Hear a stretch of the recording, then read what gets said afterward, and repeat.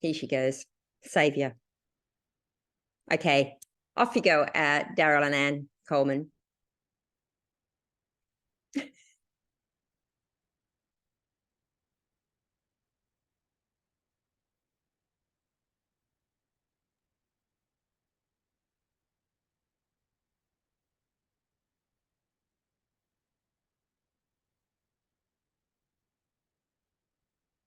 Yeah.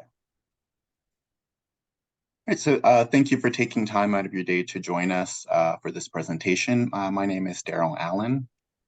And I just want to say good morning, good afternoon, good evening, good middle of the night, wherever you are. My name is Anne Coleman Weber. And the title of this paper is Supporting Genre-Based Assessment of Student Writing, a concrete example of SFL and pre-service teacher education coursework.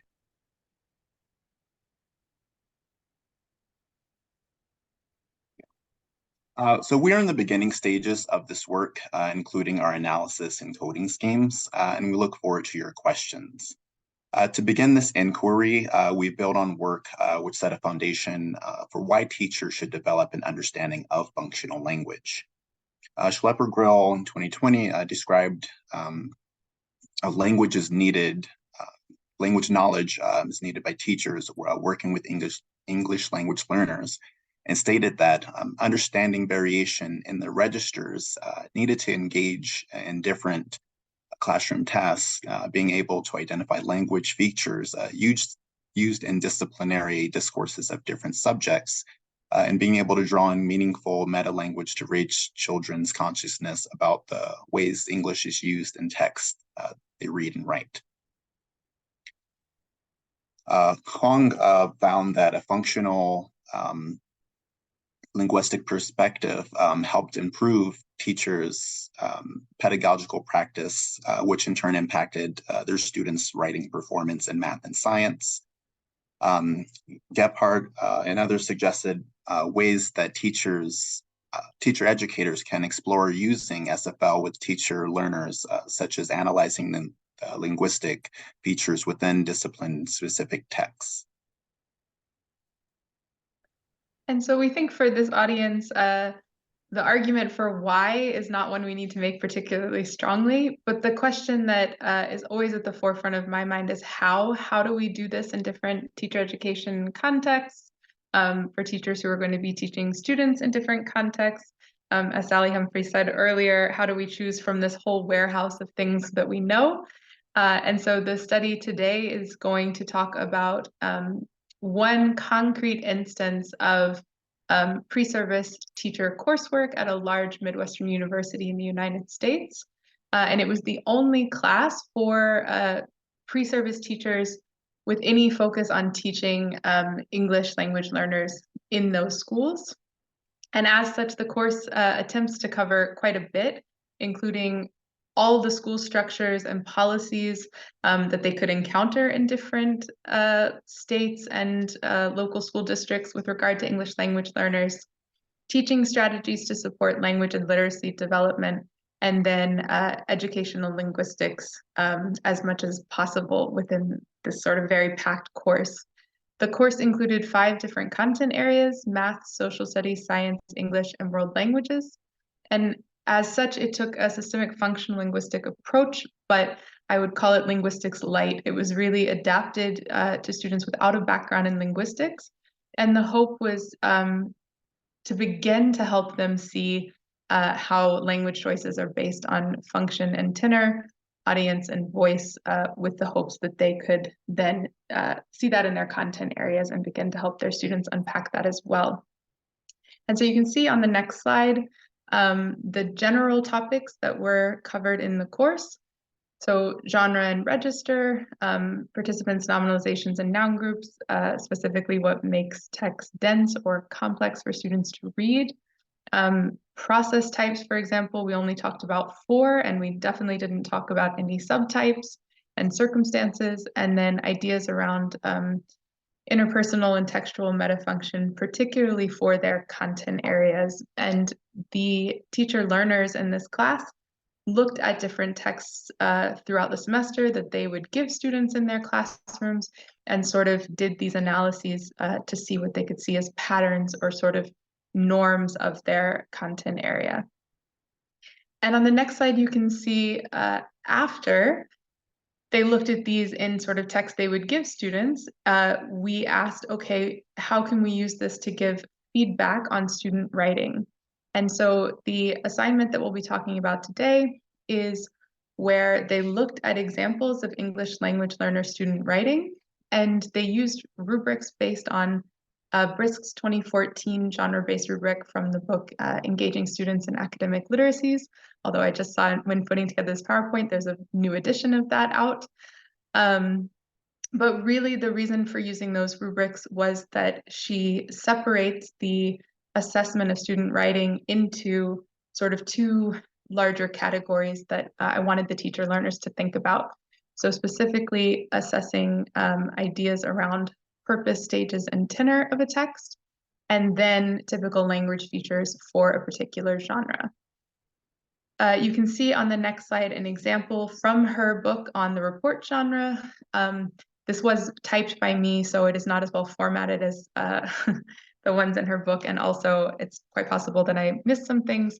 But what I wanted to show here was on the left, the purposes and stages example rubric, where the thing that the teacher are assessing are ideas such as that the text has a general statement, information, conclusion, that it has attention to audience, as opposed to on the right where you have the real focus on the language features much more specifically.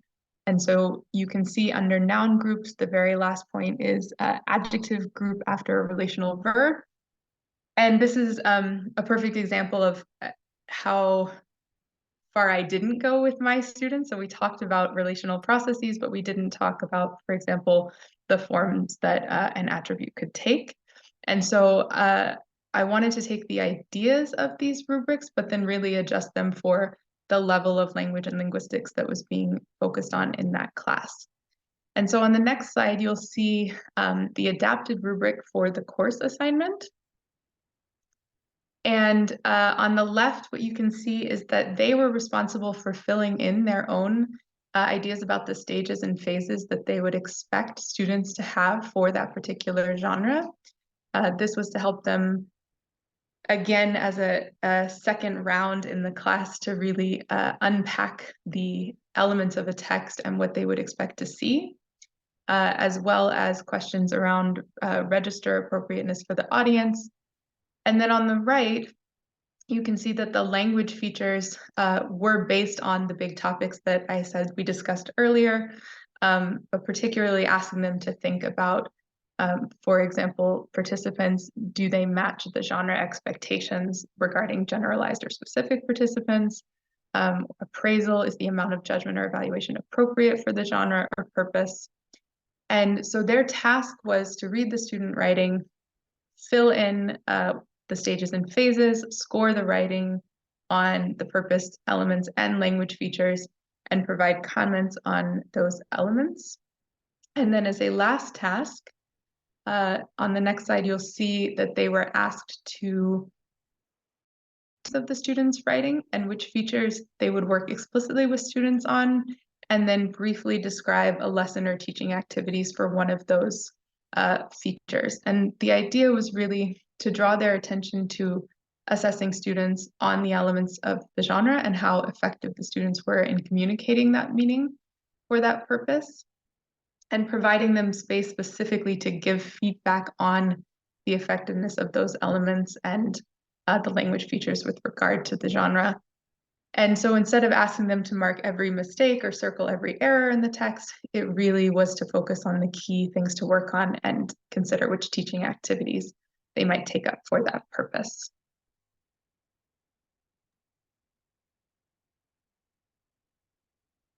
And this leads us to our studies research question, which is to what degree and how were SFL genre-based ideas explicitly and implicitly taken up in the teacher learners feedback for students? Our data consisted of writing assessment and feedback assignments from 9 teacher learners in the course, which we outlined.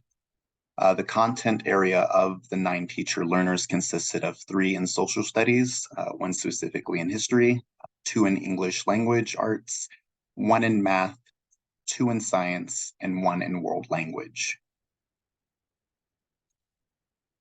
Our coding scheme builds off of Chen and Deribianca's framework, which adapted Paris's work.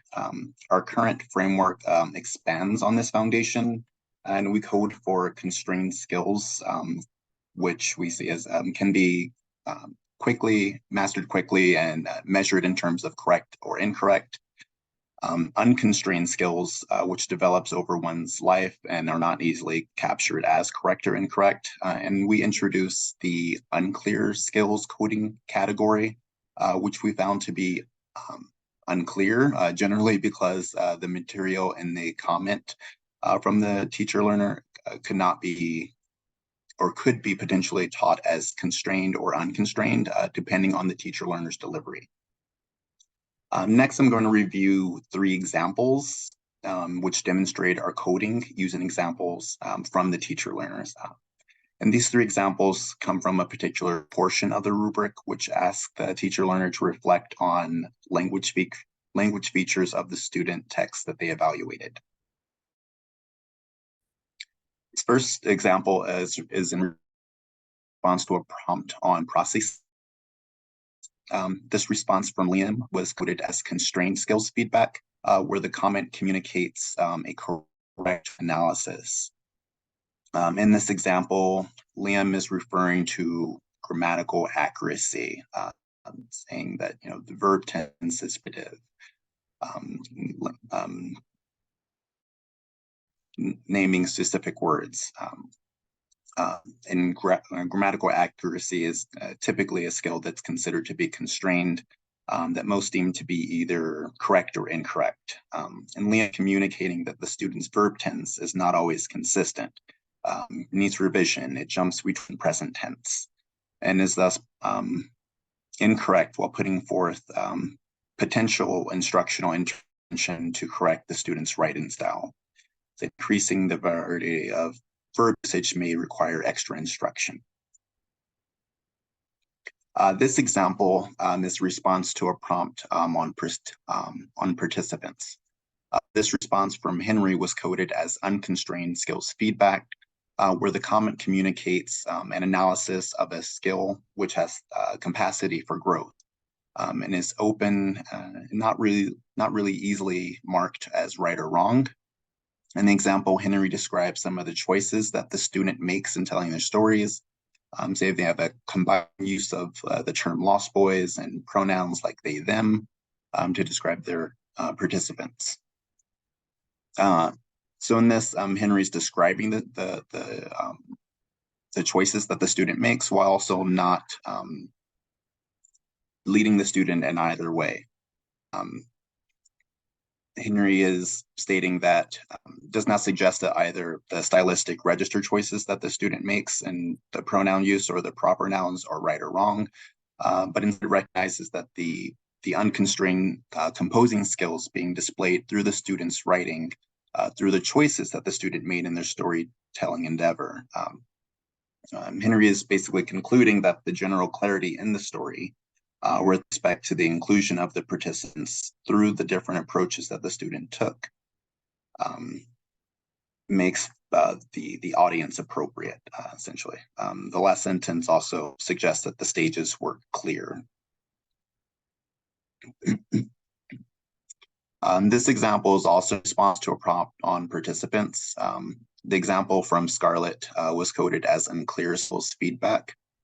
In this example, we noted that Scarlett could be making a reference to unconstrained skills, how one organizes and tells a story, and what are the correct or incorrect types of word choices to use. They're stating that uses many personal pronouns, begins with they without, in their opinion, properly introducing who the participants are. As the comment goes on, we notice that Scarlett could be setting up my teaching experience where specific text genre expectations are being set. And thus it appears that Scarlett could also be advocating for constrained skill development because of the genre demands, which may dictate that the student is expected to follow a specific storytelling format. This highlights our recognition of the potential blurry nature intent behind a comment like this, and where the teacher-educator's delivery matters with respect to subject matter. So I'm gonna move into our findings. Daryl showed the coding for how we thought about the different skills, and then the question we asked after that is, and how are they talking about those particular skills? So before I get into the specific findings, we thought that this example really showed the different things we're going to talk about. So I will pause in just a minute and give everyone a chance to read this before we break it down. But what I want to draw your attention to is that the first row is a comment from that left side of that rubric I showed earlier, the stages and phases, where the teacher John chose the stage, introduced the topic in an engaging way. The second row is from the language features part of the rubric, particularly focused on processes, and the third row is obviously the teaching activities that he would engage in. So I'll give everyone just a minute to read John's responses.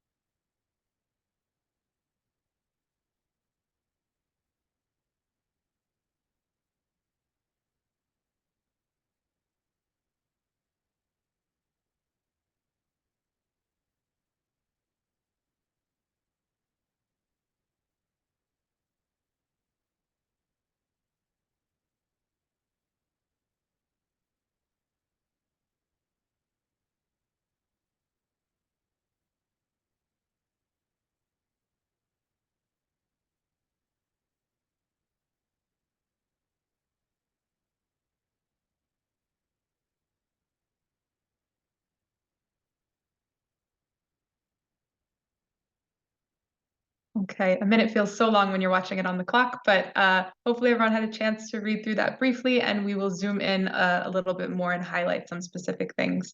So the first question was really about the skills, and what we found is that there were more often examples of unconstrained skills discussed in the part of the rubric that focused on the purpose and the register section, and that there were examples of constrained skills throughout in both the purpose and register section and in the language features section.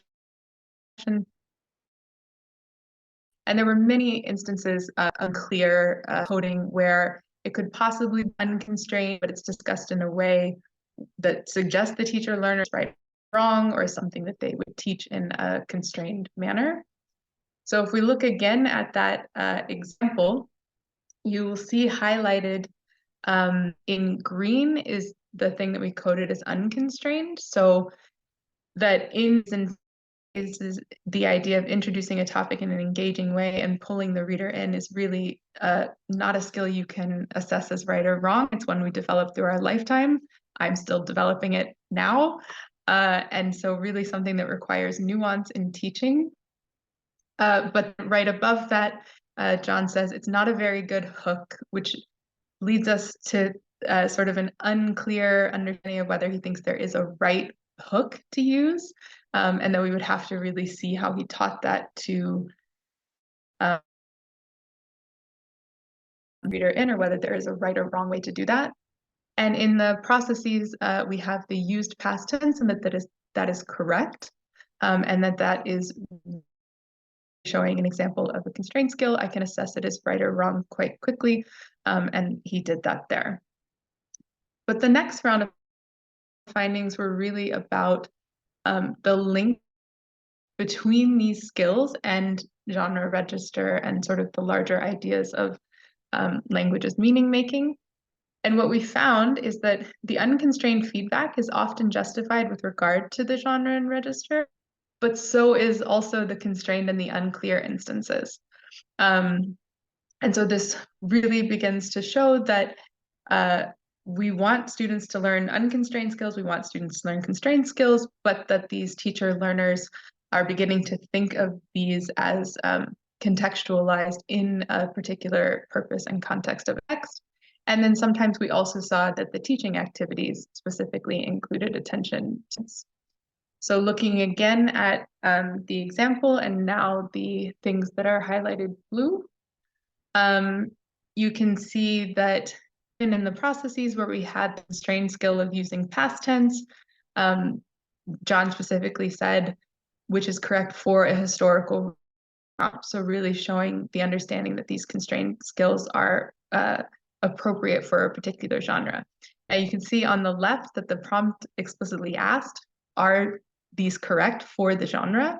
But this shows that this teacher learner was taking up that language in his feedback to students directly from these prompts. And then in the teaching activities, you can see that he suggests having them read and write other examples of historical arguments. So you can see he moves from historical recount to historical argument. So not an exact amount of clarity on what the genre is, but really thinking about the idea that students can read model text for what they're trying to write, and then that help improve their writing skills. And so we see that these teacher learners are the idea that the language features are about grammar for meaning, not just grammar for teaching grammar, and that they are taking that up in their feedback for students.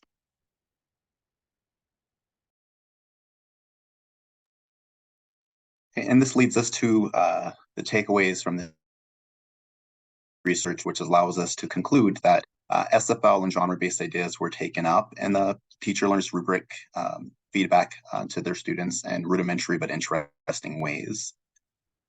Rudimentary because teacher learner comments were often a very general reference to the genre or aspects of the register. And this was perhaps a result of the way the prompts were worded, which highlights the teacher educator's role in shaping possibilities for teacher learners. And it was interesting in that the justification for the teaching of the constrained skills, or where it was not clear, was often based on expectations which were genre-based. We conclude that there is value in having teacher learners be attentive to the stages and phases of a genre and space to discuss genre and register expectations in there. Even when teacher activities just on constrained skills, it was often justified by the teachers as in service of the genre or register. And in this, there was the hope, the greater hope, the teacher learner would begin to help students think about language in terms of choices which are made for purpose and context, in addition to more constrained skills like grammar and phonetics, for example.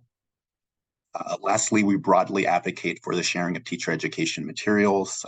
The study's audience is definitely language education research at large and language teacher education, but based on the course content and instructional delivery in the course, we also note that this work is applicable outside of SFL spaces, which could allow for a more enriched teacher-learner experience.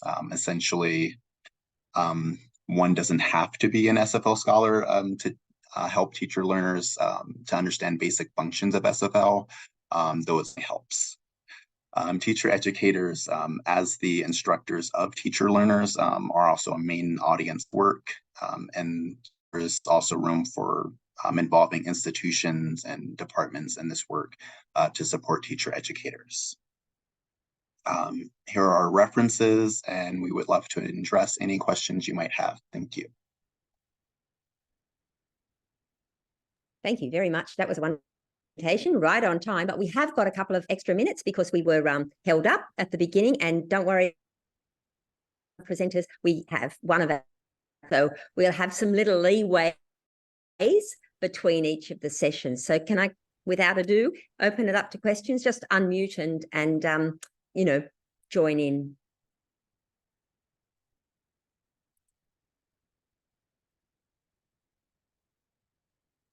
Just because I can't stand silence, I'll just sort of start the ball, and then other people might come in with other things. I love the strength-based approach, that the more knowledge a teacher has, the more that they can actually bring out the patterns that are working in a text. I think that's a fabulous, the phases. And also, you know, the whole notion of meta language as the explanatory power. And I know that's something that Mary's, you know, kind of really helped us to kind of foreground in our teaching of making that connection to where are they trying to, maybe not always succeeding, but that's got to be celebrated, doesn't it? That's fantastic. Anybody else now like to make a comment about the work that these scholars are doing? See, they're all commenting. Presentation. They're just silently congratulating you. Morning, you know, Sal. so I've got a question. You'll hear it. Oh, good. See, I Morning, can't all. stand silence. Actually, this go. connects a little bit with your presentation too, Sally. And just for the current speakers, my apologies, I missed the start of your presentation. But one thing that's really interesting when we're talking about metalanguage that I don't think we write about very much yet is when we can represent things in a more technical way with terminology, but also metalanguage that uses things like probes. Now, David Rose did this. So this is a comment and then a question. So David Rose did this really early on in his teaching resources. Like a copy I have is 2010. And it's that combination where there's a probe and then the text gets identified and then some terminology gets attached on. And so there's the metalanguage is then far more than the terminology. And I think this is something we do, but don't necessarily write about a lot. So my question for you guys is on the basis of that comment, what kind of ways have you explored talking about things that may include terms, that may include prompt questions, and thinking about metalanguage broadly in that way?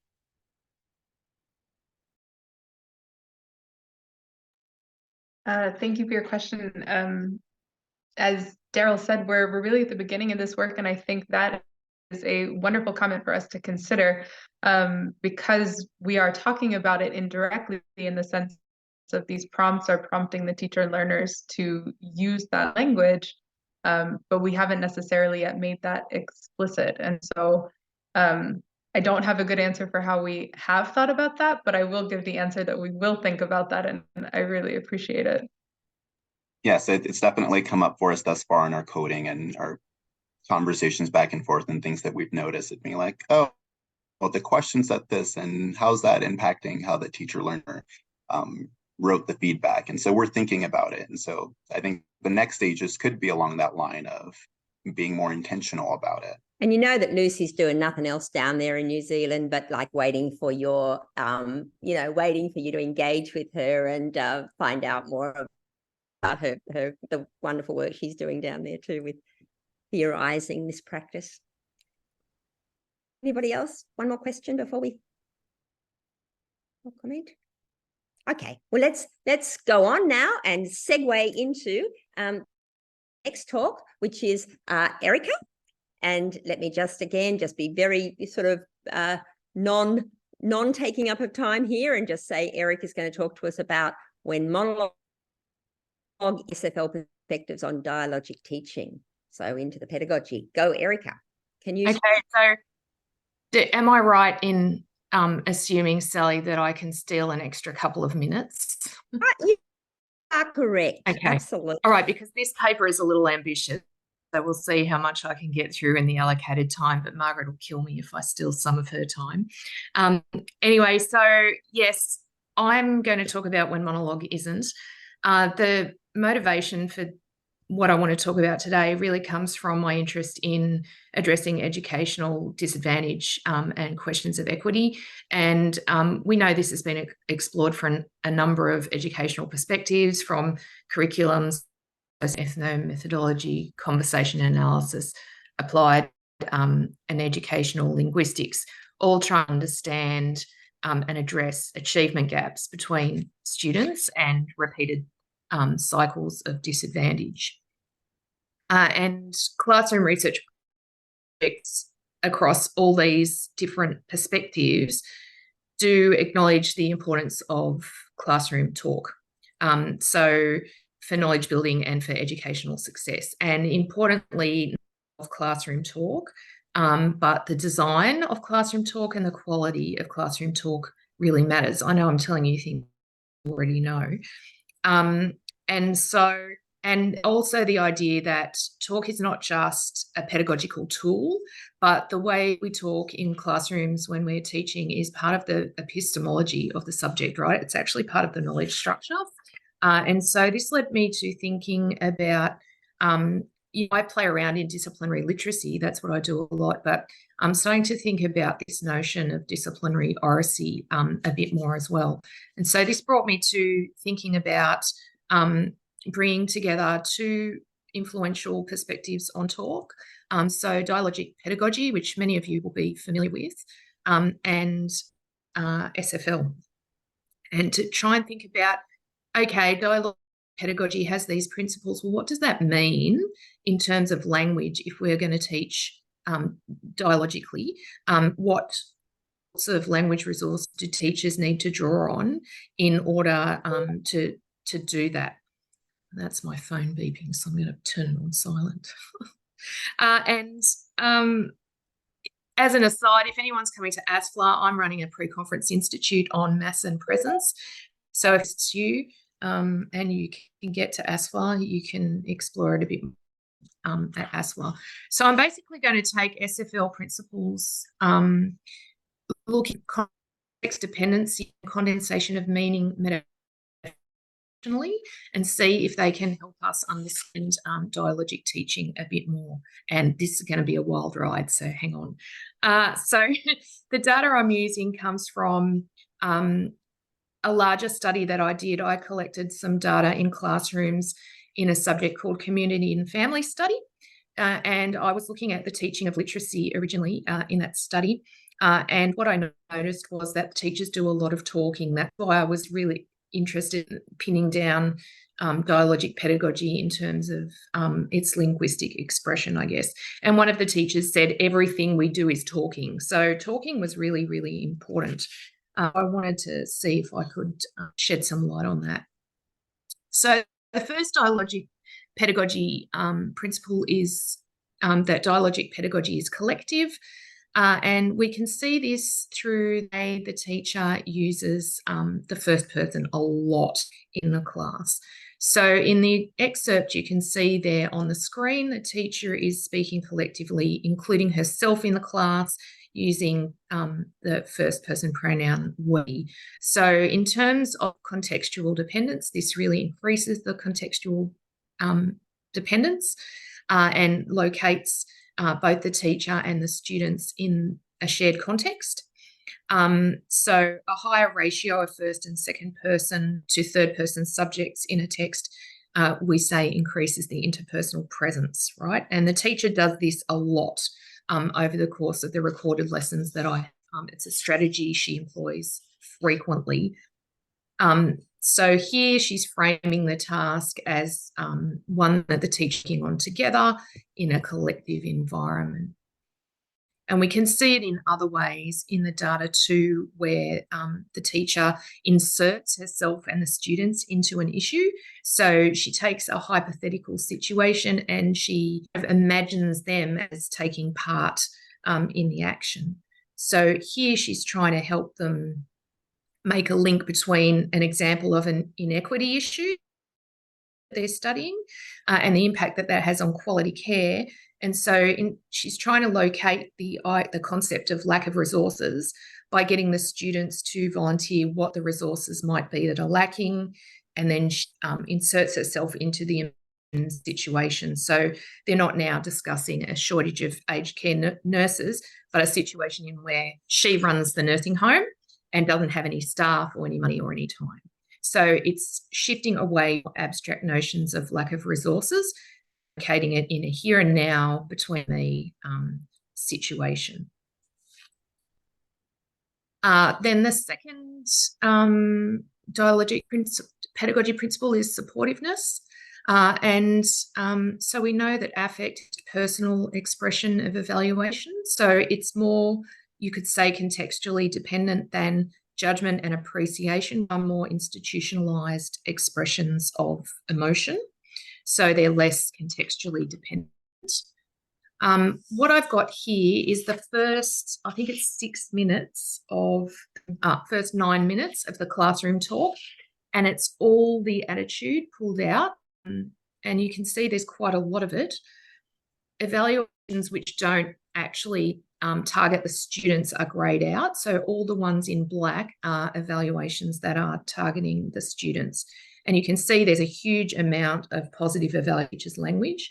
The students represent the overwhelming majority of the targets, and positive.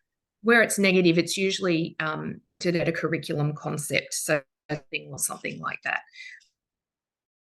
Basically, there's a high degree of positive evaluation of the students and their performance here.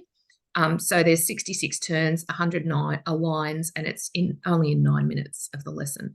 So the teacher's really working hard, I would say, to create a positive, supportive environment. Now, there's no examples of reciprocal talk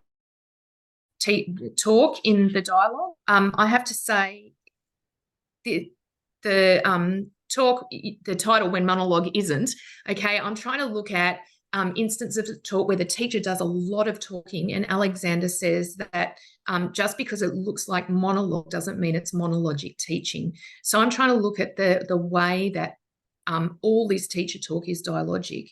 But because there's teacher talk, there's not much reciprocity.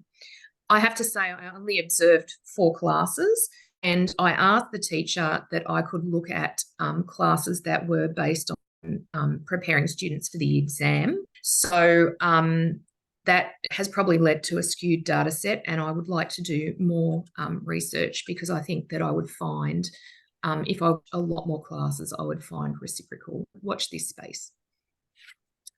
Another principle is that dialogic teaching is deliberative. Here I'm looking at the deliberative nature of the talk through negotiability. So in that you can see the teacher draws on both resources of person, first person, to insert the students into the and modality, and she's resolving a difference of opinion in the classroom here. So what happens is she uses the person to insert the students into the situation, but this kind of backfires, because what she is trying to do is saying, well, if you don't get paid much, you wouldn't go into this job, would you? And then a student pipes up and said, well, actually, my mum works in aged care and I'm probably going to go into it. And she goes, oh, okay, well, this is undermining the whole point of my argument here. So what the teacher does is resolves the difference of opinion through locating the discussion in a detailed context of the student's own experience, and says, oh, well, because it's your family does it and because it's your context, so increasing the contextual dependency, then that's okay. But steps back and makes it more hypothetical, and saying if it was she herself in a different state, the Northern Territory, then she wouldn't work in aged care. So she's adjusting the interpersonal presence here, locating the issue firmly in the student's sphere of life, and then decreasing the contextual dependency to create a deliberative sphere in where differences of opinion are okay and not a huge challenge to the classroom. In terms of the cumulative nature of dialogue, we can look at textual mass or aggregation. So the first principles, I've been coming from the perspective of contextual dependency or presence. And now I'm shifting to condensation of meaning. Basically, we can look at how the meanings are across stretches of discourse. Aggregation is turning out to be a really important practice or an important resource when we consider pedagogy like round robin reading, like that, where students read and then teachers stop them and comment and things like that, where there's a lot of unpacking of reading. So I'm going to take a few slides and I'm going to whip through them really quickly because you don't have to see them in detail to get the point I'm trying to make. But the teacher is working through a bunch of stories to collect up or aggregate some information. And I have to give you a trigger warning. This data is about elder abuse, so the abuse of elderly people in nursing homes, and it might be upsetting for some people. So she's reading through and she says she's got this booklet with a whole pile of stories. And she says, I want you to stay with me. Don't read ahead. And then she starts to read. Residents' aged care reports say, your heads are in the way, sorry, that people are being shackled. What does that mean? Okay, and then they discuss the title. She says, skip over the next bit. And we're going to go to resident stories. We're going to look at what the report calls for a bit later, resident stories. And then she starts to read. And then they have a bit of a discussion. And then she says, second story, my husband was tied to a chair. They discuss. Next one, my husband was turned into a zombie. More reading and discussion. Next one, I was shocked that my father had been given a sedative. The next one, and she goes through and discusses about 6 more stories and reads them and discusses them in various levels of detail. And then she gets flick over. So they're flicking over through the booklet.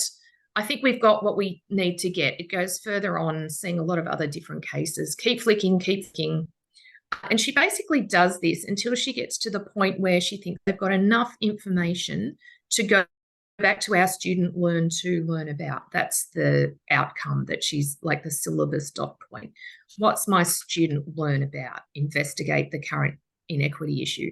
So essentially what she's done is collected up a bunch of examples that she's going to then use to talk about syllabus point that she wants to make. So that series that I just flicked through very quickly represents about 30 minutes of the lesson, continuing until the teacher decides that they've got enough material. They arrive at the point about job shortages, and then she goes back to investigating the current inequity issue and its impact. Now, she uses a variety of linguistic resources to aggregate up all this information, and we don't have time to talk about all of them, but I just thought it's illustrative to look at the periodicity. So I've used indenting here to show the structure of the discussion over that 30-minute period in terms of the higher level condensed themes in the subject, and then the more concrete examples that she's collected up to illustrate them. And the stories are used to elaborate the issues and build up toward answering an examination question in the end. This, I would argue, is the textual condensation of meaning, which enables the talk to be cumulative. The classroom talk is also purposeful, and you can see that the talk might seem at first to be a bit open-ended, what analyse mean, but it's structured with particular goals, and the teacher spends a lot of time unpacking and repacking syllabus technicality. So analyse here is seen as a syllabus technicality. It's understood to mean a certain thing that students have to do in the exam. So the teacher spends a lot of time on ideational maths, so the condensation of ideation meaning. And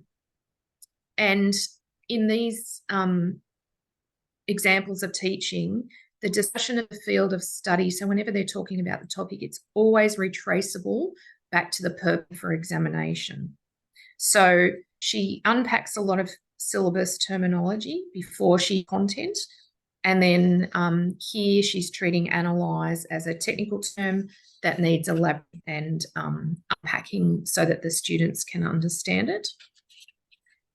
You can also see the kind of purposeful nature of the classroom talk in that they talk in a kind of CAFS code. So it's historically engaged in so much discussion of what the syllabus terms are or the syllabus dot points that students can just bypass all the kind of unpacking and go straight to the code. So they can link examples they've studied to the concepts in the course. So things like needs or safety and security, health, identity, and the more overarching concept of well-being. So they're there in bold, those kind of concepts. And you can see that not only the purposeful intent of the teacher in getting them to link specifics to syllabus things, but so that the students are able to follow that purpose. So she can just say what need, and the kids can go safety and security, and everyone knows what they're talking about.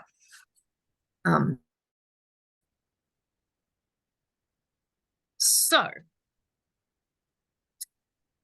in summary, I just put there a table of kind of like the principles of mass and presence, so metafunctionally organised condensation of meaning and metafunctionally organised contextual dependency, to show that. So one of my initial purposes was to see, can we use mass and presence to look at teaching? And I think, yes, the concepts are useful, understanding how talk, which is dominated by the teacher, can be more dialogic than at first it appears. You know, when I first looked at this teaching, I just thought, oh, the teacher's doing all the talking and the students are just sitting there like blocks, but I don't think that's actually the case. She spends a lot of time and a lot of effort, and it's quite exhausting. And so it's interesting to see how dialogic I think it actually is. Okay, so what? Well, I had 3 questions really when I wanted to do this analysis. The first one was a bit theoretical, whether how we could intersect, that's a bad word, SL and dialogic teaching. The second question is a more applied question, and the third question is more pedagogic, really in focus. So I've been talking mostly in this talk about the middle question, but I'd like to now talk about, I guess, some the other 2 questions in a bit more detail. I think you know, I've just started to play around in this. There needs to be a bit more work looking at this. More data in that particular subject that I've been looking at would be a good place to start, and then more lessons focusing on things other than just exam writing, different classroom organisations, so not just whole class but group work, and more data in other school subjects would be really useful. I've really spent a lot of time in this talk on interpersonal contextual dependency and ideational and textual condensation. So I'd like to look at more tools from the toolkit to plagiarise Sally. And, you know, because SFL is such an extravagant theory, we've got a lot of tools that we can use to look at this. The other question I had was, can analysis like this help teachers plan for dialogic teaching? For me, this is the big so what. So theory and the description of what's going on is interesting, but right, and we want to have an impact on student learning and success. And if we're going to try and break cycles, repeated cycles of disadvantage and failure, then we need to be able to make a difference. So I think that this analysis points to some ways in which we can engineer classroom talk to be logic. For example, if you remember back to the supportive nature of the talk, in this particular instance, in this classroom, the supportive talk was entirely built through the teacher talk. It's great at praising the students, and she said good girl a lot. Their contributions to the talk were mainly only single sentences, and there wasn't much scope for the students in these lessons to help each other reach common understandings. So other than the teacher structured the talk. So I think, you know, one would be to try and design in more opportunities for students to support each other. I also doubt that students would say good girl to each other, so it would be interesting to see what kind of language students use to build a supportive environment between themselves. Another idea could, for this teacher in particular, thinking about planning for more reciprocal talk. So I think, and those who know me well will not be surprised that I'm going to say this, that one way we could achieve that is through more joint construction with students, especially when preparing for examination writing. I think joint construction is just the best thing you can ever do to teach students how to write. So in joint construction, for those who leads joint writing of prompting contributions from the class with carefully worded questions, think aloud strategies, and that makes the process as well as the product of writing clearer for the students because of the demonstration of the unfolding process of text creation. And that gives lots of opportunity for reciprocal talk as we talk about language. And so it would be a good strategy for teachers, not just for teaching of writing, but of also building that reciprocal classroom atmosphere. So I want to give a big plug for joint construction. I know I'm preaching to the choir and saying that, I mean, while I think the whole teaching and learning cycle is dialogic in nature and has strong dialogic pedagogy, joint construction done right is hugely dialogic.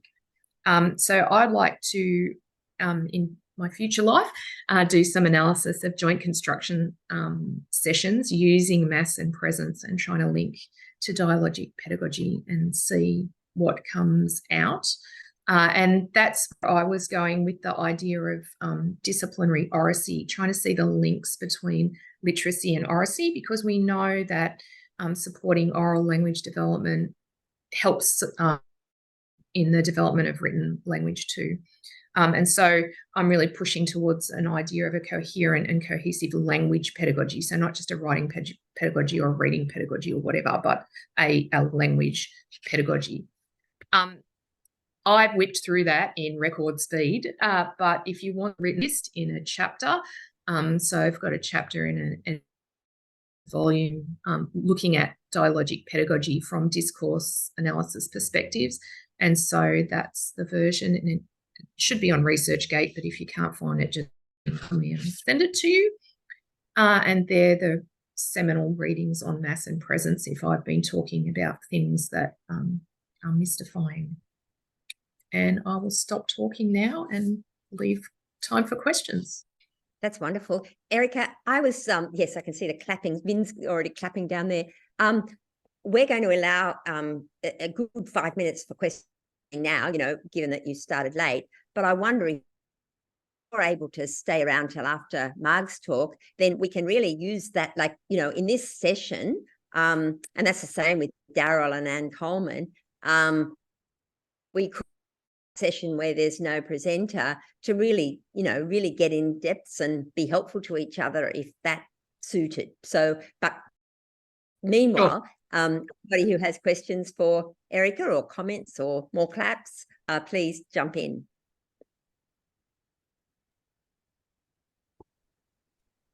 I just, maybe Lucy would like to pick up on her chat group of reciprocal talk and JC. My thoughts exactly. I thought of Lucy when you were talking about that. And actually what I also thought of was Robin Alexander produced a DVD in 2007, the Talk for Learning.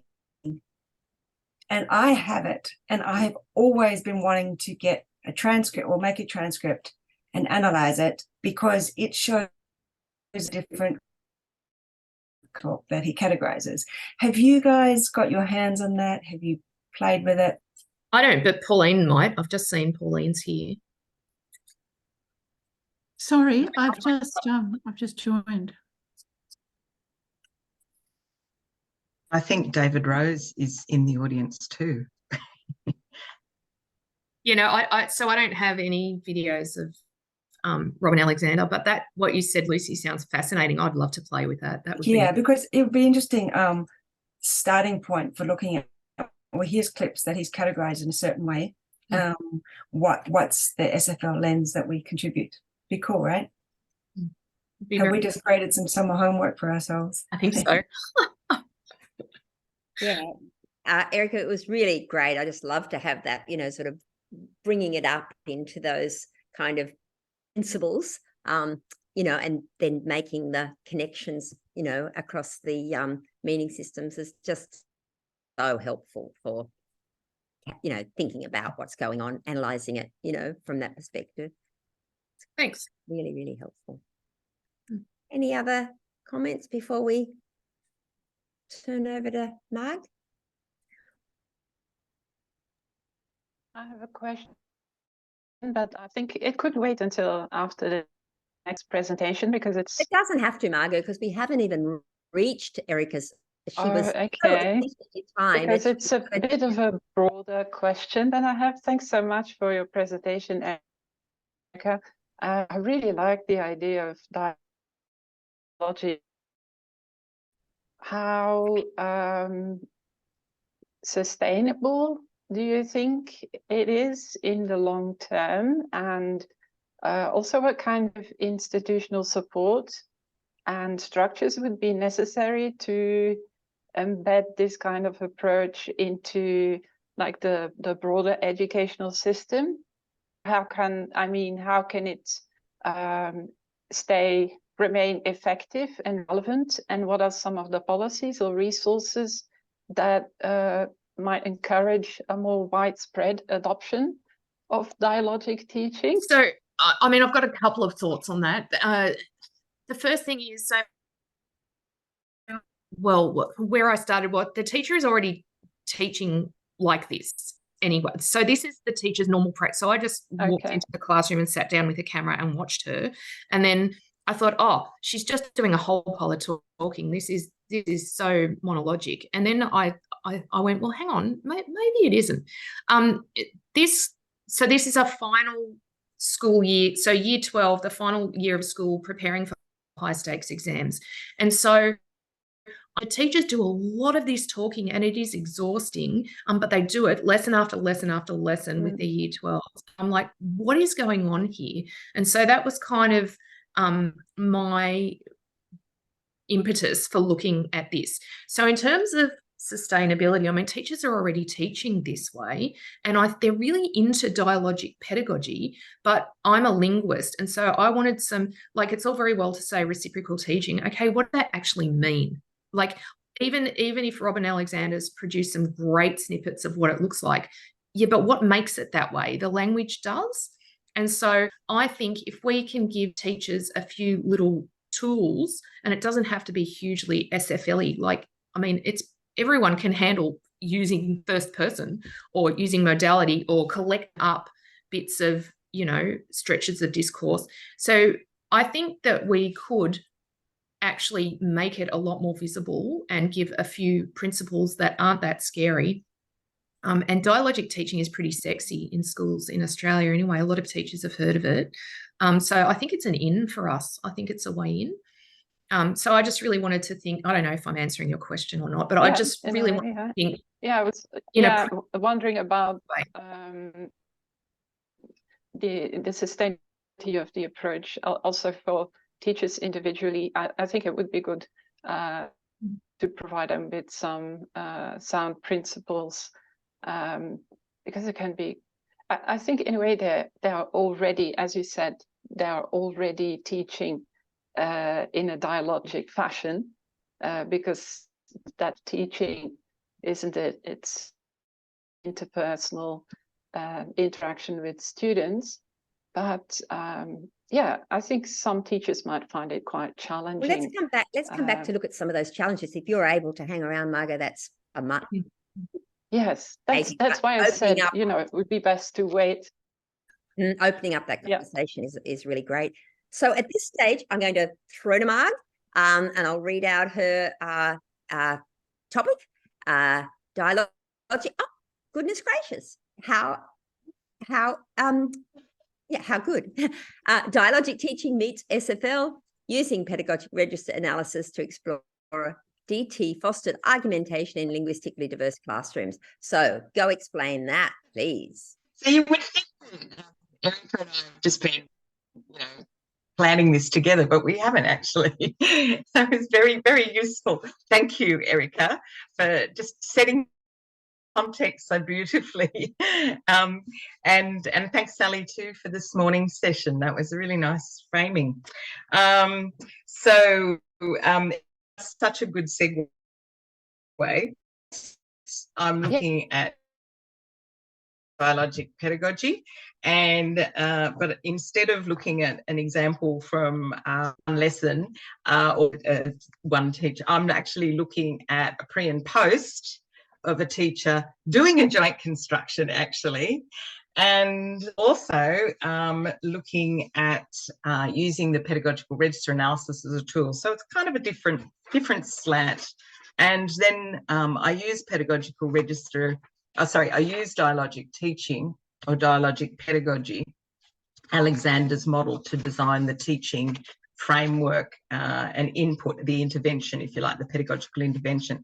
But I'll talk about that in a moment. Okay, so you guys can see me okay? Yeah, all right. So just like to acknowledge the traditional custodians of the lands in which I'm working on today, the Gadigal people of the Eora Nation. Okay, yes, working. So similar to Erica, I'm drawing on a similar kind of foundation of research. As we know, there's ample evidence that point to the impact of positive impact of dialogic pedagogy out there. We know the power of talk in learning, as Eric has also pointed to, and I guess what I wanted to say as well is that there's significant research around Alexander's model, both qualitative and quantitative, looking at how what impact it makes on student learning. As Alexander himself points out, there is a need to do further research to get ever greater precision about what it is that dialogic pedagogy that works, that makes a difference. And he's also taking that equity perspective. He's also interested in how we can make it accessible for all students. So that's the point that interests me. I've been working with English and digital language learners in Southwest Sydney for years. Always talk is really important in that context, but wanted to see how we could make it, make sure that they had greater potential to be involved. So, and as well, of course, I've been looking closely at David Rose's pedagogic register analysis tool and its capacity for capturing the complexity of dialogic pedagogy. And also because it provides such a useful framework for feedback. So I'm very much using that framework to map how the pedagogic, dialogic pedagogy, a lot of pedagogies in these dense noun phrases, to analyse the dialogic pedagogy principles in the lessons that I looked at. So when I went into the schools in Southwest Sydney, one school in particular, and we worked with teachers to design an intervention, as I said, and these were framed around the dialogic teaching principles that, again, Erica pointed out very nicely in her session. So, and I framed those, that I clustered those, if you like, in two clusters. So we talked about three principles that develop an inclusive talk culture: the supportive talk, the collective talk, and the reciprocal talk. But then I was also, the teachers and I were also focused on learning talk, and there we were focused on purposeful talk, cumulative talk, and deliberative talk. And Alexander himself has framed it in these two sort of broad clusters. But I also wanted very much to have that metalinguistic component in the intervention, because research from Chen and Myhill, from Klingelhofer and Schlepper, Thwaite et al., showing the importance of the use of meta-language in classroom talk. So these, see, is partly an answer to one of the questions, I think, that I drew on Alexander's repertoires, and there's 8 repertoires here that he outlines in his 2021 text. And we drew on those repertoires as strategies for building towards realising those principles of dialogic talk. So different groupings, different participants groups, linking to students' knowledge and prior experience, learning, respectful listening, explicitly teaching that. So learning the academic language of talk, scaffolding thinking and talking, and developing specific questioning skills for students, as well as I said, that metalinguistic component. So talk was very much the focus for students. They were reflecting on their talk. They were talking about the language in the classroom, and we were making academic language visible in this class. So I'm dealing with Year 9 history in this analysis. And the Year 9 text I'm looking at are Year 9 history, and there's 2 joint constructions that I'm going to look at briefly. I'm looking at one that was collected in May, and then the later one that was collected in September following the intervention. Now, I've chosen joint construction actually because for this teacher, this was very much already part of her repertoire. It was what we might call the curriculum genre that was very much a familiar pattern of interactions for both the teachers and the student in this classroom. And so it lent itself to providing that kind of consistent basis for examining pedagogical change, which was very helpful for me. And as I also was a very strong advocate for joint construction, very much was interested in analysing how she created this situation. Now, I might also add that you can see how limited the first text is compared to the second. Note that this data was collected shortly after, it was early 2022, shortly after lockdown. Southwest Sydney, this was a school with high percentages of EAL learners, and in this area where this was, had the highest, longest lockdown for COVID.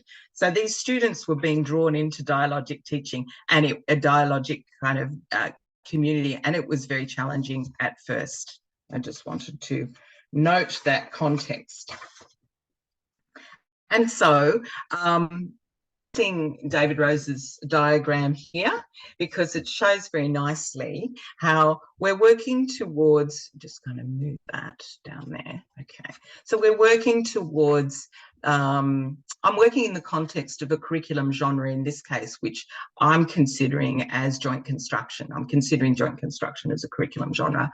Now, over on the left here, we see the description of pedagogic register as being a combination of pedagogic relations, that is the way the social relations between teachers and students are enacted. So it's their questioning, teachers questioning the roles they take on, evaluation role of the teacher. We're also looking at pedagogic activity, which is the way the learning activities are sequenced and organised.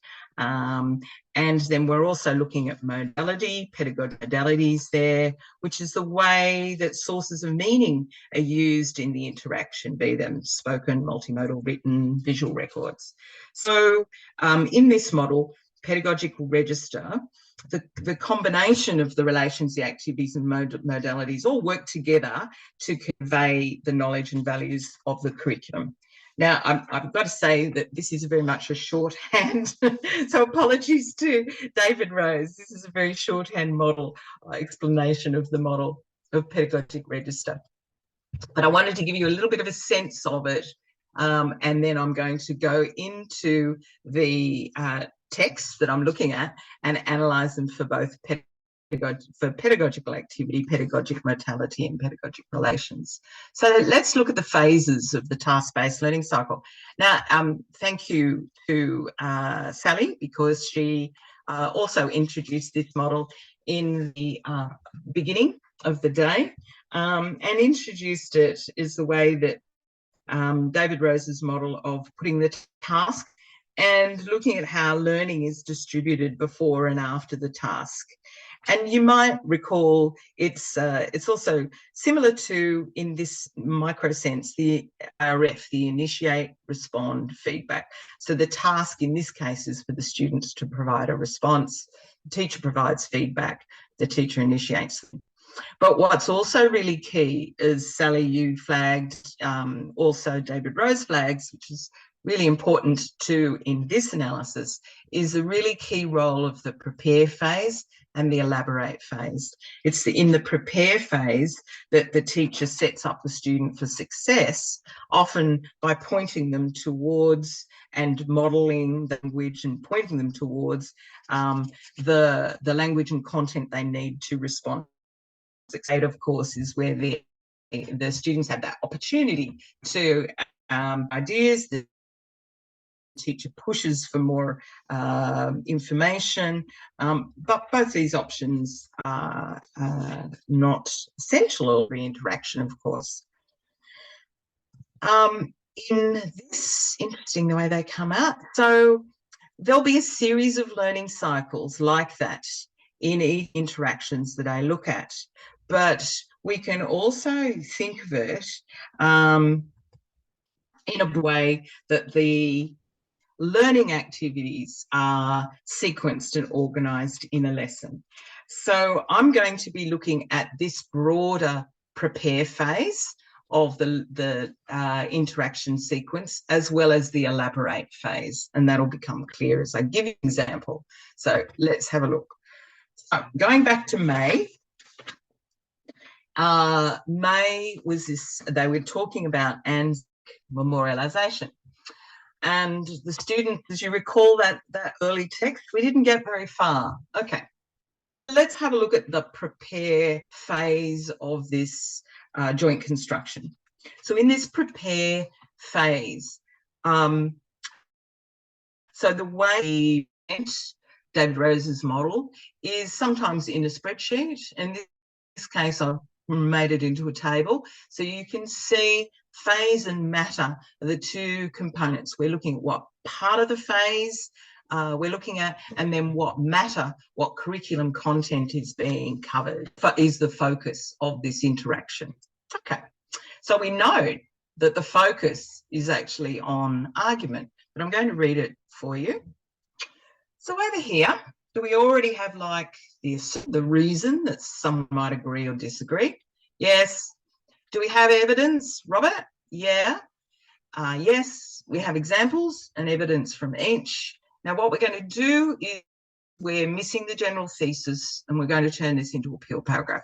So while this is a set of rhetorical questions almost, I think of it as a prepare phase, because she's setting for what's coming next, writing a pure paragraph. But you can see from the red highlighted text there that the focus is actually on the content, curriculum content is actually on argument structure, the thesis, the assertion, the evidence, the examples. And but the task is for them to, down there in the focus question, the task is for them to identify these elements first written. Okay, so how successful have they been in this activity? And now we come to the task phase. We're looking at them trying to produce this text, this joint construction. So what does this person think about the Anzac legend? Now you can see they don't come up with very much at this point. It is a bad thing, very much use of everyday language. Okay, excellent, high praise. So Jo, would you say the Anzac legend is a, okay, she's directing this question at a particular student. Bad thing. So the students just giving back, they're listening to the other students, but they're not elaborating any further.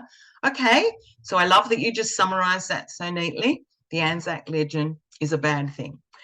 Okay, so instead of a thing, it's a bad opinion. Now, I found it interesting here, the misalignment, if you like, between the content matter that's presented in the prepare phase compared with the matter in here. She's shifted from what is the ideational content meanings tracks through in the prepare, quite different to what's been tracked through here.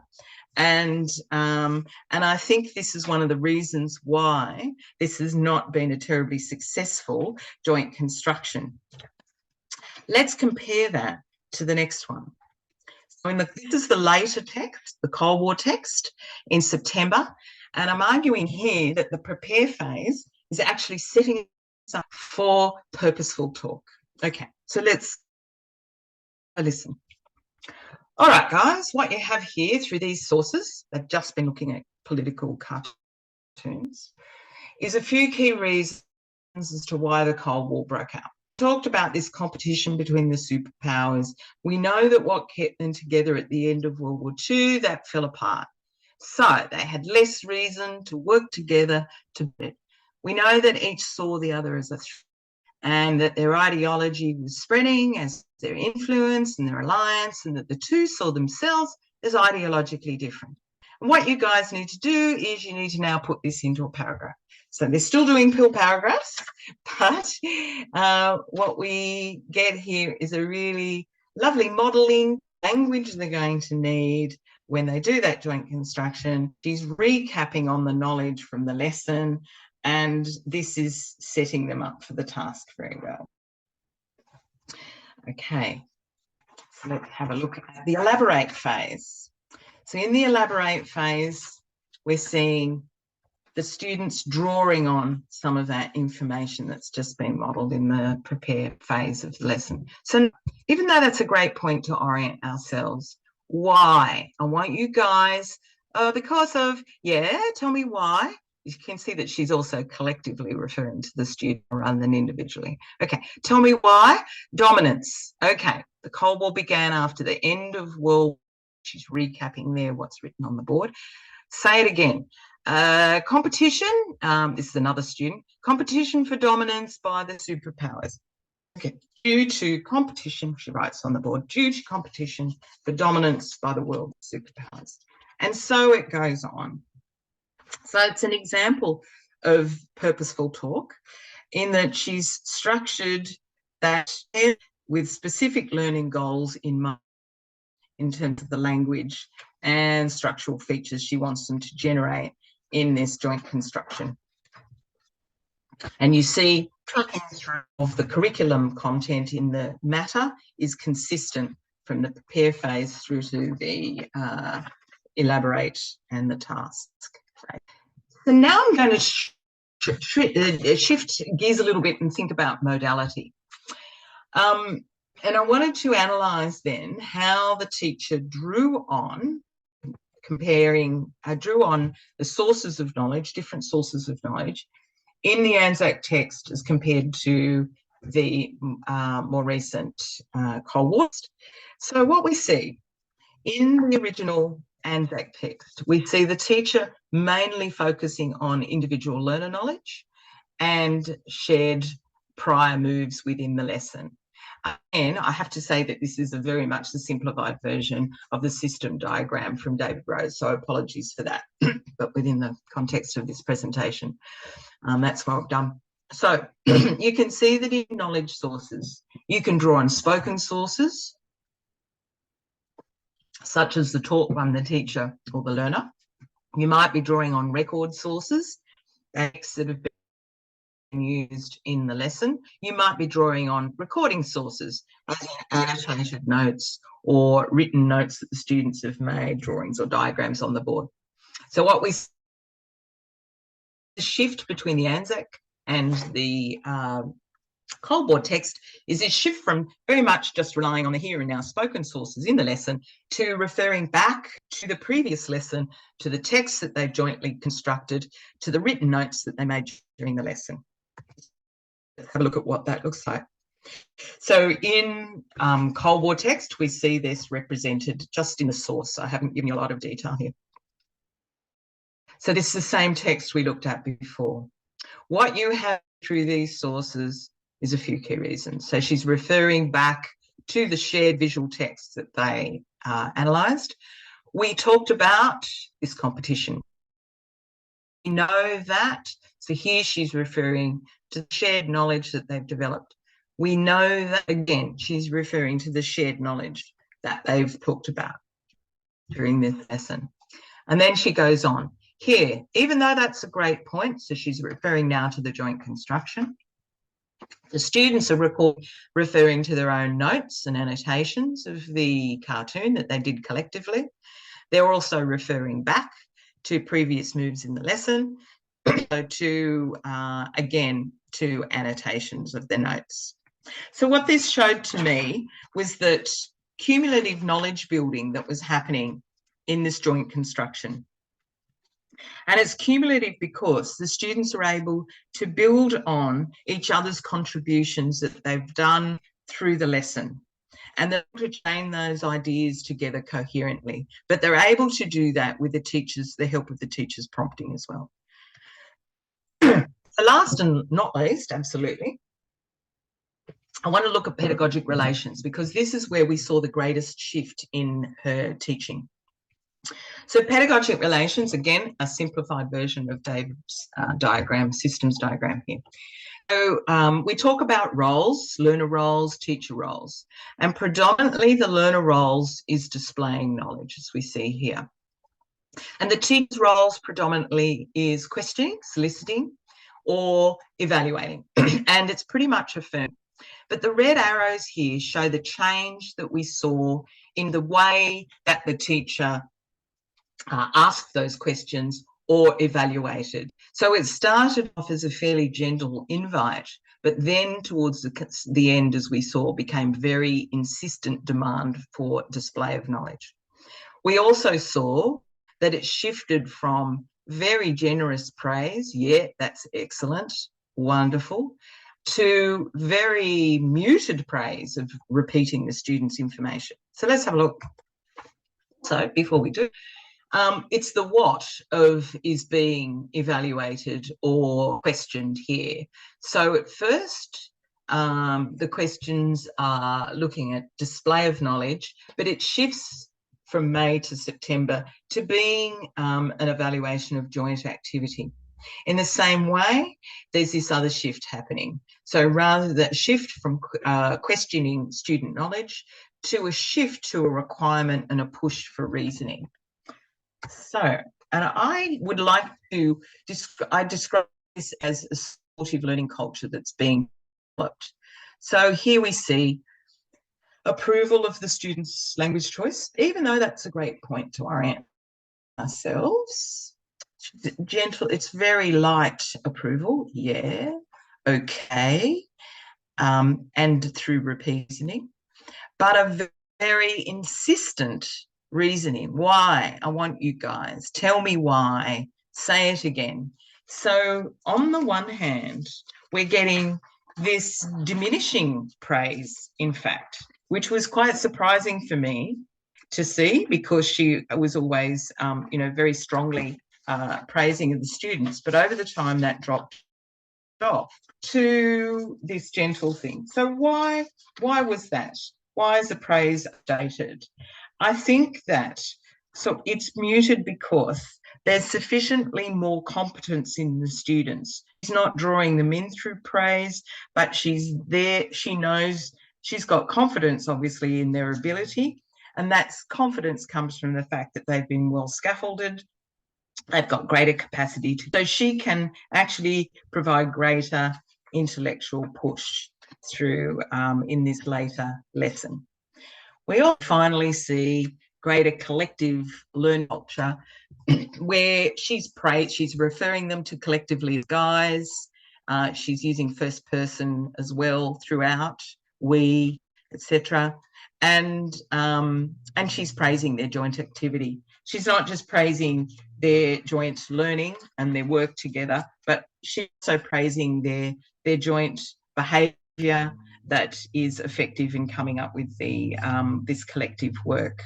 So I see it's in this pedagogic relations that there's the greatest shift in her teaching, but not, and what is evident, particularly in the interview data, is the students' engagement comes from this thrill of their success in learning.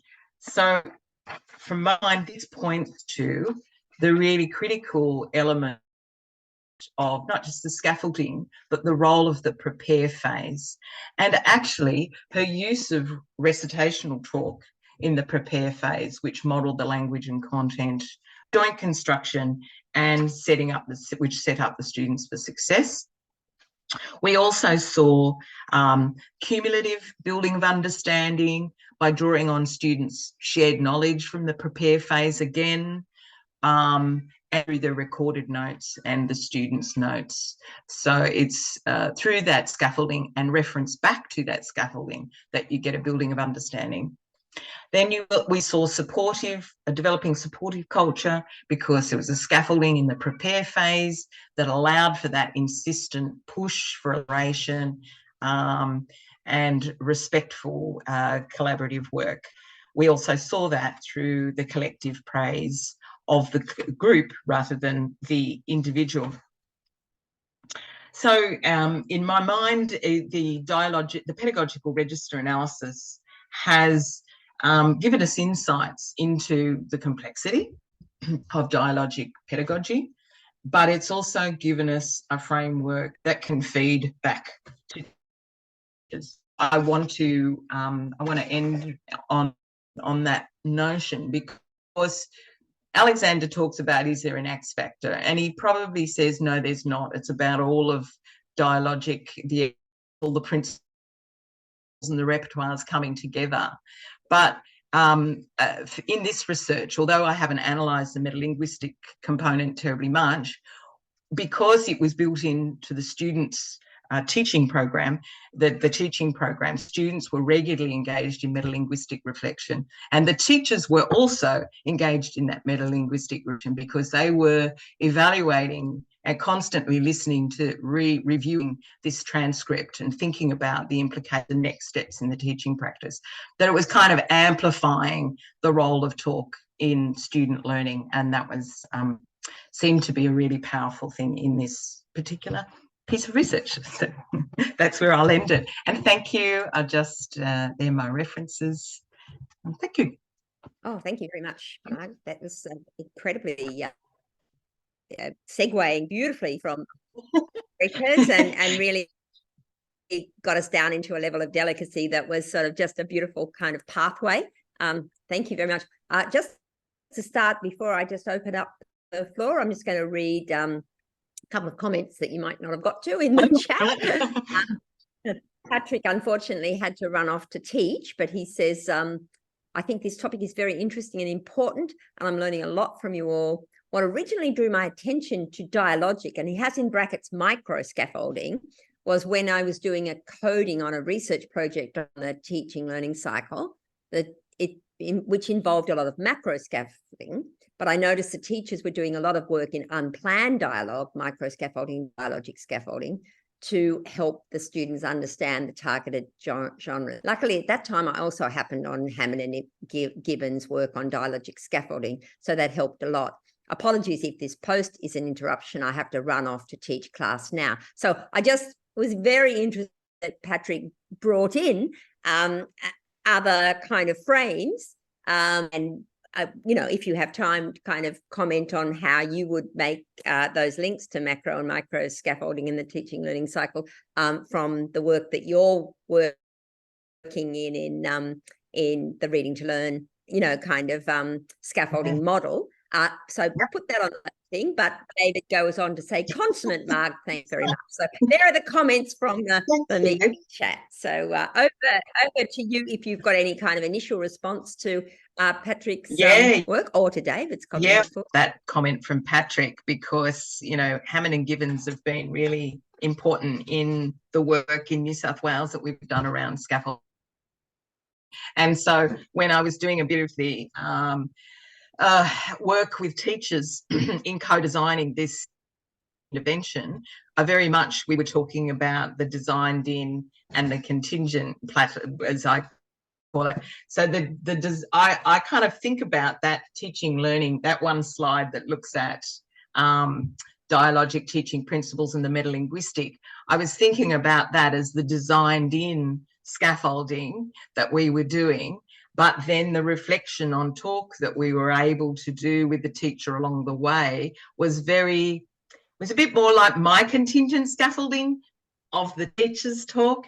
And that was because it was timely, because it was just post the lesson. That would be really effective in getting her to think. And then this particular teacher that I looked at, she would go off and she would then just start to review and tape her own lessons and do that post-lesson reflection, which was powerful.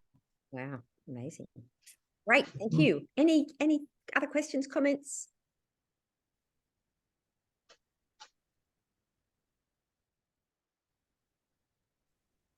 I seem to be the go-to bunny. Good on you. Good on you. It's the ditches, you know, kind I of. must be starved of SFL conversation.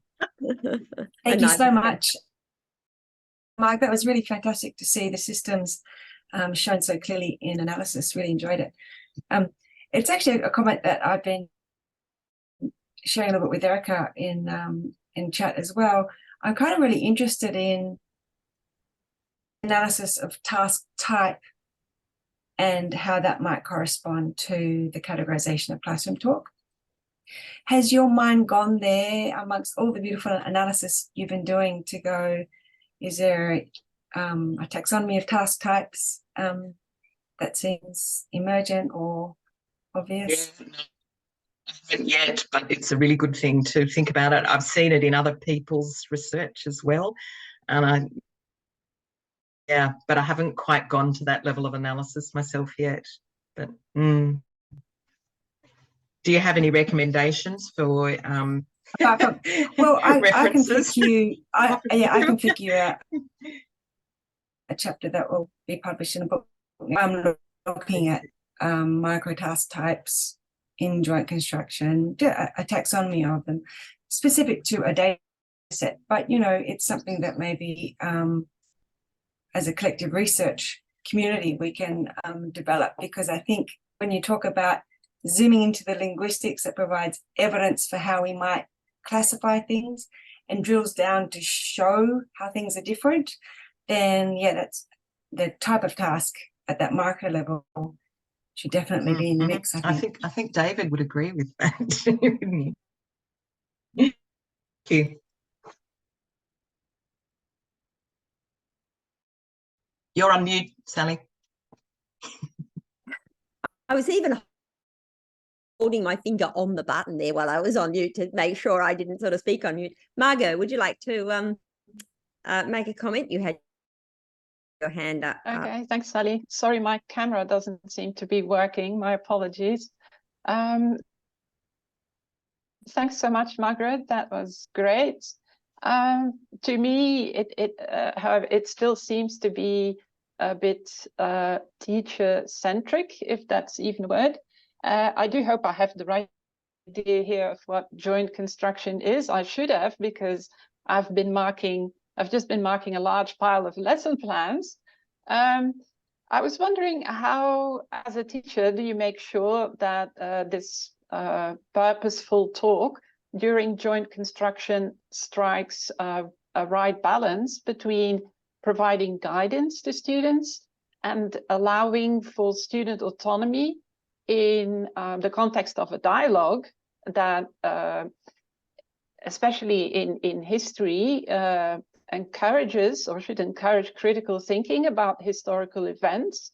So how can you make sure that the students' own perspectives on topics such as the Cold War, for example, are recognized and valued, especially when they have linguistically and culturally diverse backgrounds? Yeah, thank you, Margot. That's spot on, that question.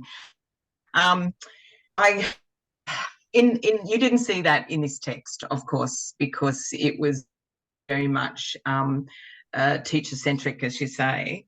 And I had another class that was observed for, it was a year 10 class, and in that class, the teacher, in that extract, the teacher had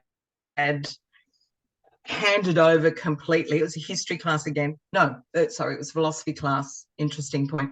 And she'd handed over completely to the students. Now this, and the students were discussing the role of first language in learning. It was amazing. And they were equipped with the language models to be able to have that Socratic dialogue that is often seen as a part of dialogic teaching. It is. And they were able to invite others into the conversation.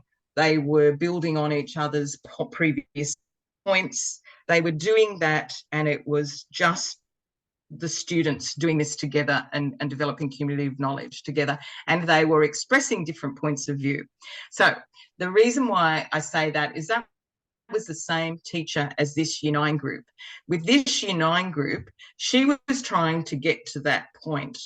But even though we saw the shift that you saw between May and September, what I saw in her Year 9 class, because of all of the issues to do with, not so much issues, but that you were starting from a point where they were still building a sense of what an argument was. They're still building she was building the language skills that they needed. She was building the conceptual knowledge that they needed around the Cold War, for example, and they weren't quite at the point where they could have that rich Socratic dialogue where they're each able to present their own perspectives. It just seems that it's required so much more field building to get to that point, and linguistic capacity. But I've got no doubt, and actually the students were able to tell me that that's what they could see was happening in their own talk. But I don't have any recordings of it, sadly. Okay. Takes longer. Thanks. Takes I lots of think scaffolding. it could be, even though it can, as you say, it can be a collaborative learning experience or exercise. It still requires framing by the teacher, as Pauline has just mentioned in the chat. Yep. Yes. Yep. Fantastic. Thanks. Pauline, would you like to kind of elaborate a little bit on your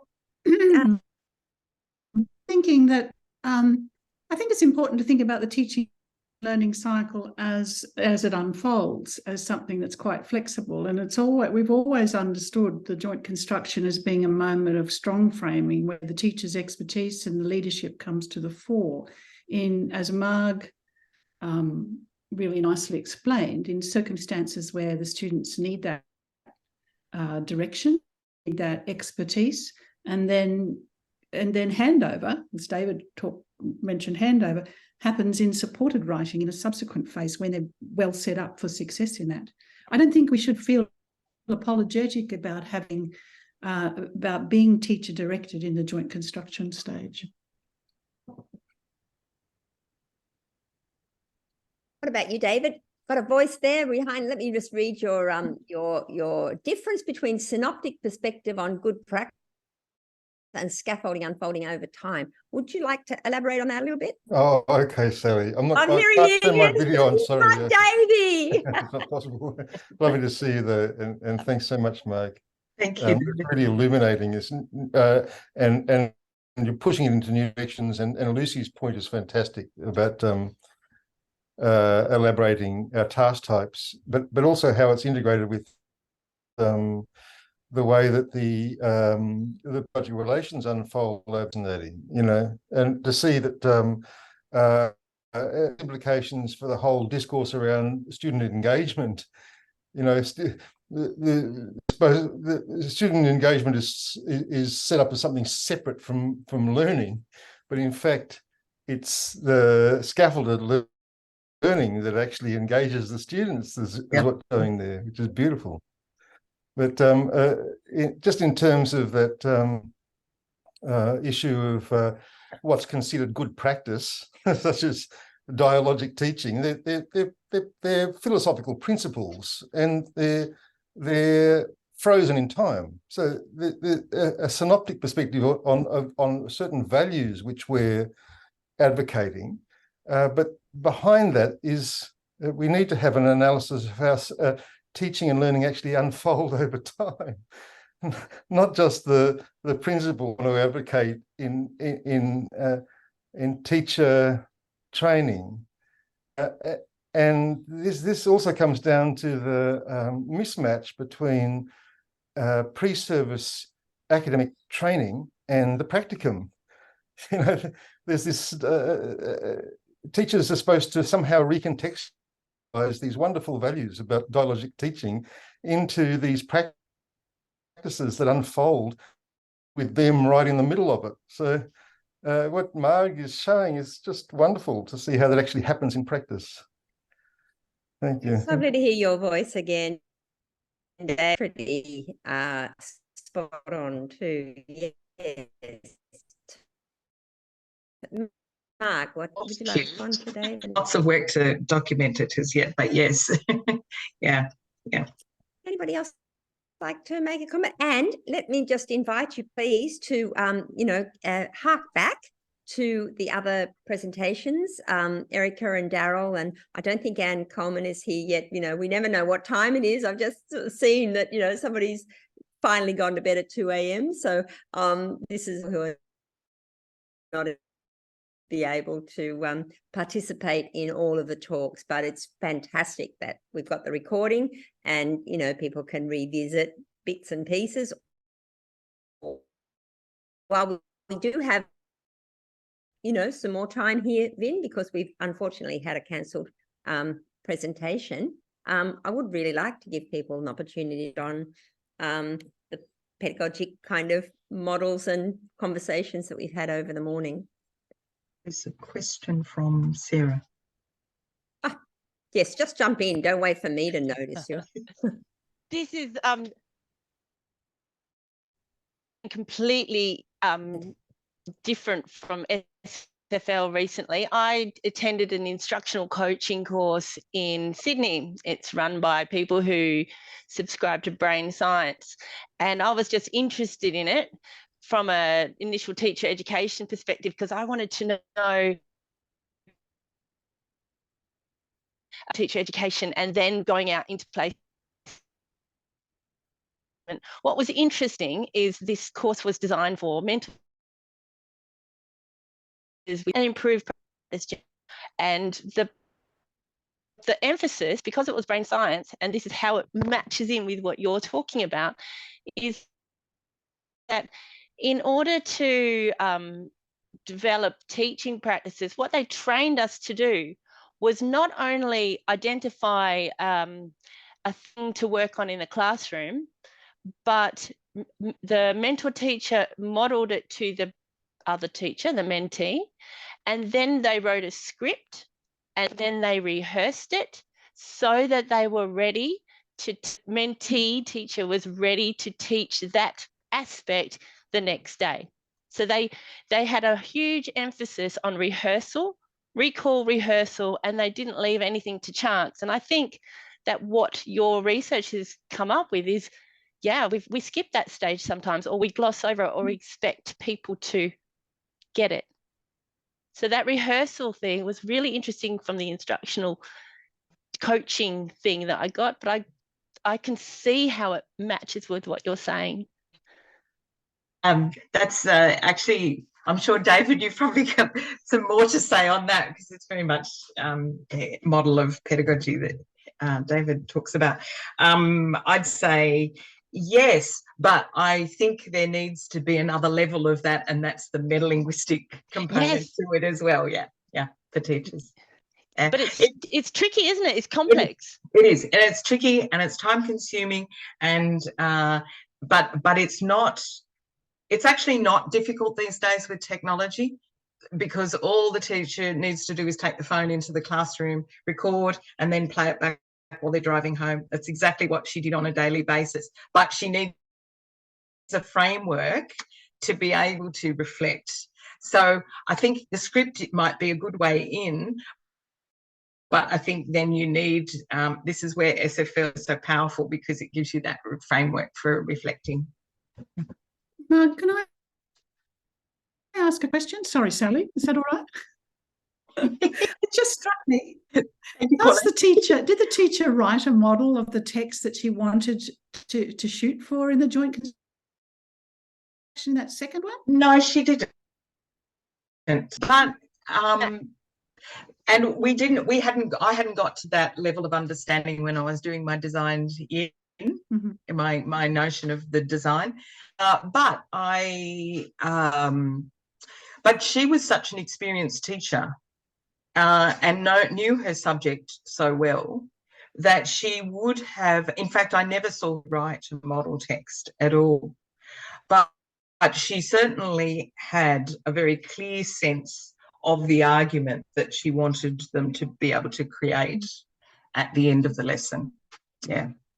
So, and she would have a clear idea of the concept, but it was the language so the focus that we had was also on looking at deconstruction of the language features of text. So we talked about that, but we just hadn't got into text. And gosh, she'd probably be incredibly powerful if she had. I think that brings up a just something that I think needs to be stressed and stressed and stressed again in pedagogy, is the power of the teacher going through that process of creating a text so that they are, how does one build meta-linguistic awareness? By reflecting on one's own choices, is so powerful. And yet, again, the time constraints, the blah, blah, blah. I even had a colleague kind of talk to me recently about, isn't AI great? We can just generate model texts now. And I thought, yeah, but, there's that reflexive, stuff that goes on when you are actually writing and making those choices yourself, as a teacher, as a scaffolder, if you like, of thinking about it from the point of view of what we need our students to control. I think it's a really, really important. And so, sorry, you go, Pauline. I was going to say, even with AI, if you do generate a model text with AI, you've really got to know what you're doing if you're going to use it, because it invariably needs quite a lot of finessing. But yeah, I noticed that's what Bronwyn Park and Helen Harper advocate all the time in their work, is that the teachers develop a model text, and then not only do they have that in their back of the mind for joint construction, they also use it for a whole lot of other stuff around as they're working through an instructional sequence. Yes. Sorry, Lucy. Yeah, no, I was just going to bounce off a bit about what you said before, Pauline, about not being apologetic for taking a leading role. But I think it very much depends, how we think about acting joint construction and really being able to see what students do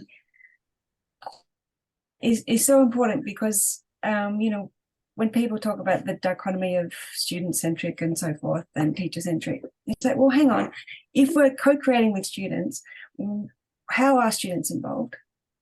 In what ways can we pinpoint what's happening? And in the data set that I've looked closely at, the micro tasks to get students to assess wording is so rich. And so there's a little bit about what kind of ratios we have across a joint construction lesson of what we get students to do. Like, how much is about getting runs on the board, getting text up there, and how much time is actually spent reflecting on it and playing with it. So I think if we're able to reveal those things, then we have quite a lot to say. It's actually, we can blast that dichotomy out of the water, because look at how we're engaging students in assessing on and reflecting on language choices, which, as Sally was saying, it's kind of the whole point of doing the whole joint construction thing. Okay. Good point.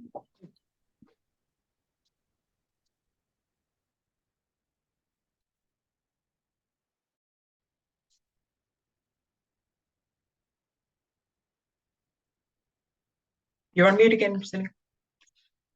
I think I've lost. I'm out of the habit.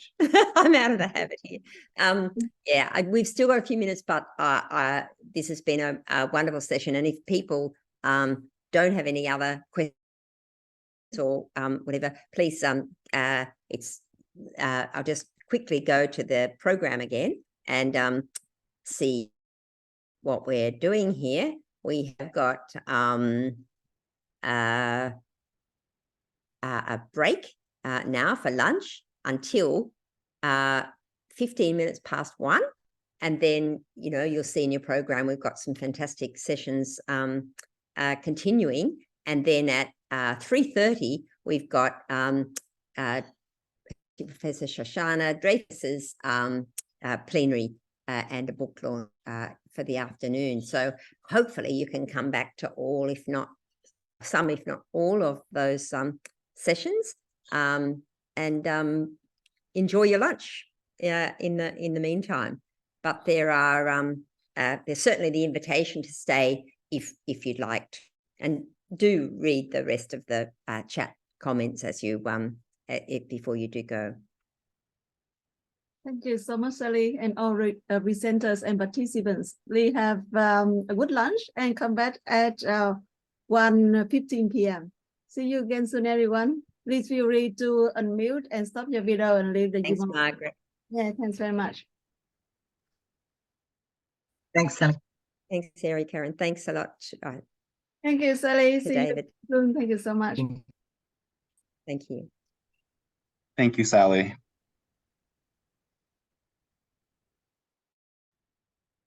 Thanks, Sally.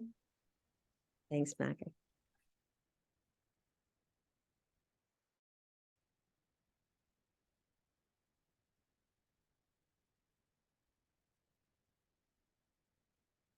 Okay, all good, Vin? You're muted. I get to see it. They're mute. Yeah, thank you so much for your help. Well done. I think we are doing really well. We are Great. Yeah. Okay, well, Yeah, enjoy the lunch. cheers. See you this afternoon. Thank you. Bye-bye. Take care.